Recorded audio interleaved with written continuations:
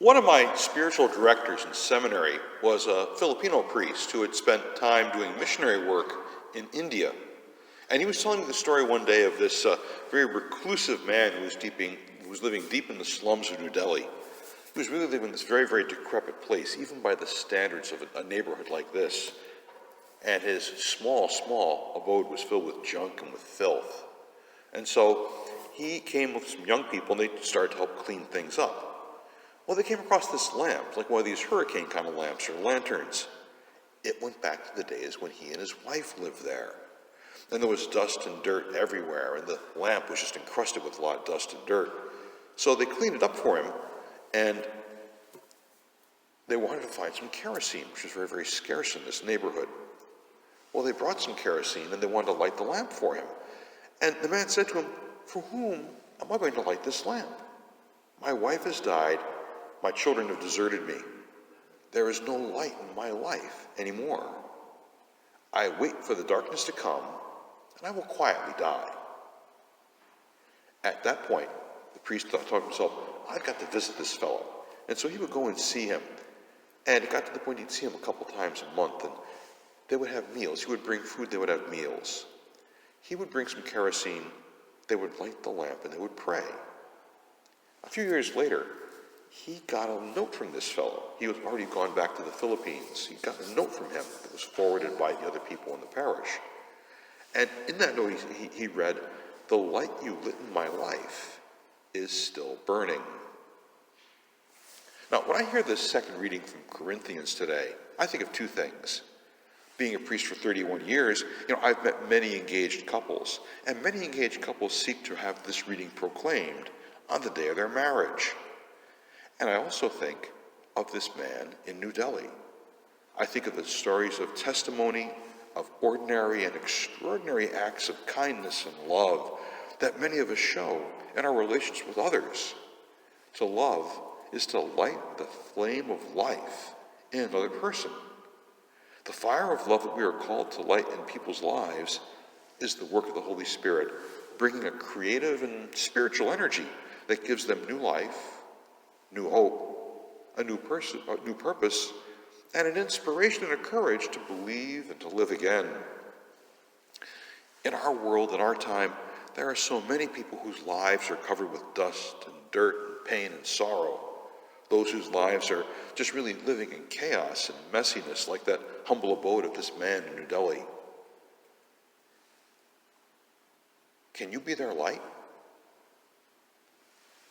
Following the call of Jesus, we are called to lift up the fallen, to wipe away the tears in the eyes of those who are in pain or in despairing, and to bring the light of Christ to a world filled with so many pockets of darkness and brokenness and woundedness, right here, in our time, and in many respects, not that far away from us. In our first reading, Jeremiah receives his vocation from God. It's as if God was telling the prophet, "You must take your vocation with courage and determination. I have given you a special mission in life. I've equipped you for this mission, so you have no excuse not to carry this mission out. So go out and fulfill the purpose of your life without being afraid."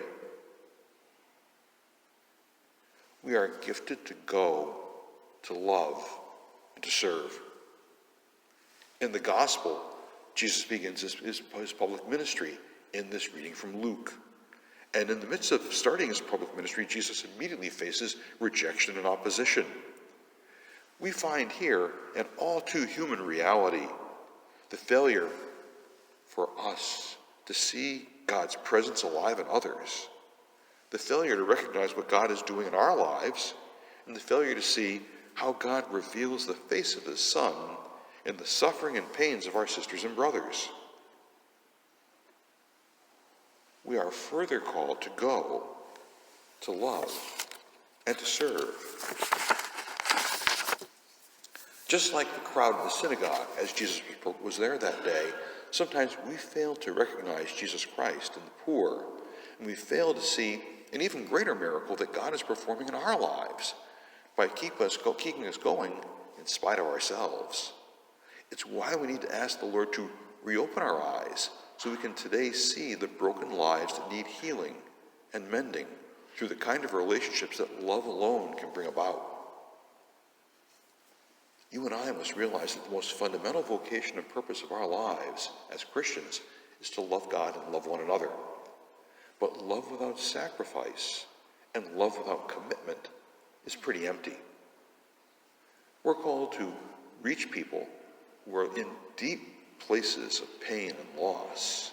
You know, we've cured so many diseases in our world.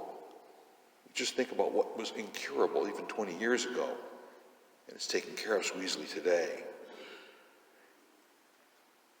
Still, there's one disease that's really out there and seems very resistant to almost any kind of approach for cure. And that disease is within our sisters and brothers, failing to notice those who are unwanted, those who are unloved, and those who feel their lives are disposable. May each and every one of us bring God's light to everyone, to everywhere we go. May you go deep into the lives of our sisters and brothers and neighbors to heal broken hearts, to touch wounded souls, to lift up spirits through acts of kindness that flow from deep within, where God is centered in our lives, centered deeply in our lives.